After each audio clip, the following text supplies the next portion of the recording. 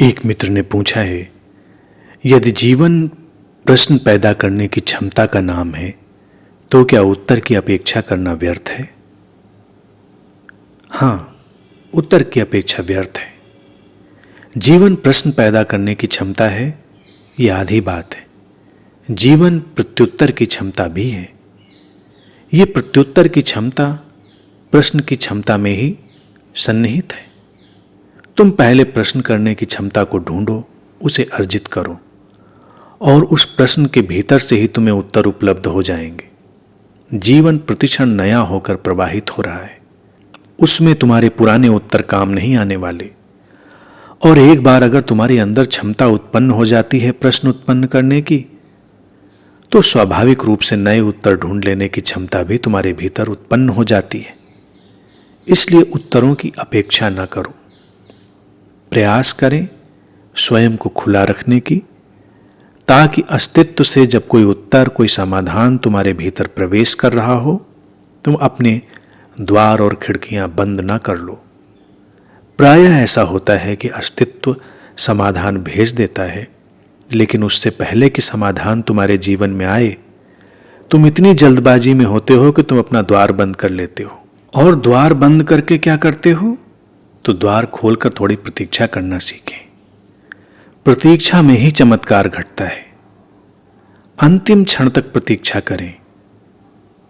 और यह प्रतीक्षा करना संकल्प की क्षमता है। गैर संकल्पवान व्यक्ति अधैर्यवान हो जाता है। वो थोड़ी देर प्रतीक्षा भी नहीं कर सकता, थोड़ी देर टिक भी नहीं सकता। कई बार जानबूझकर मैं अपनी बातों को लंबा कर देता हूं और कुछ मित्र बेचैन होने लगते हैं, करवट बदलने लगते हैं। ऐसी कौन सी बेचैनी है? घर जाकर क्या करने वाले हो? कुछ भी नहीं करोगे। वही सब जो अब तक करते आए हो वही करोगे और बेचैन हो रहे हो। इतना भी संकल्प अर्जित नहीं कर सकते कि थोड़ी देर स्थिर होकर बैठ सको। और तुम मांग बड़ी बातों की करते हो, और उस मांग को अर्जित करने के लिए तुम इन्वेस्टमेंट कुछ नहीं करना चाहते। अस्तित्व में कहीं भी नाइंसाफी नहीं है, कहीं भी बेईमानी नहीं है। तुम्हें जो मिलेगा तुम्हारे इन्वेस्टमेंट के हिसाब से मिलेगा। सीधी गणित है। जैसे चलोगे, जितना निवेश करोगे जीवन में, उतना ही तुम्हें लाभ होगा।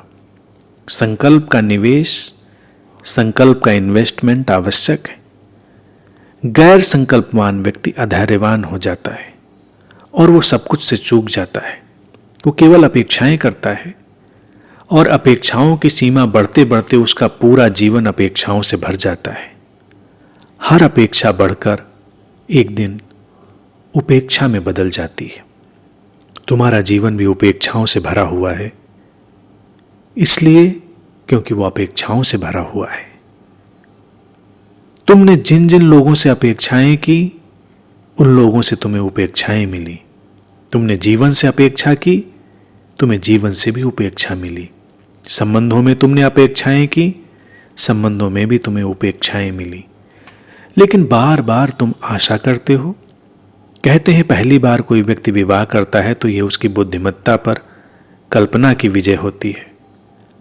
और कहते हैं कि वही व्यक्ति जब दूसरी बार विवाह करता है तो ये यथार्थ पर आशा की विजय होती है।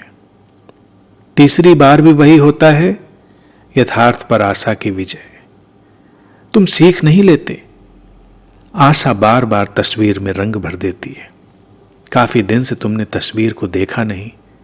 तुमको लगने लगता है कि शायद वो कोई महान कलाकृति थी।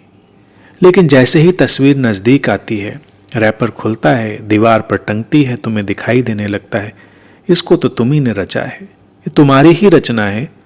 और तब रंग धीरे धीरे धूमिल होने लगते हैं और तुम्हारा जीवन फिर अवसाद से भर जाता है।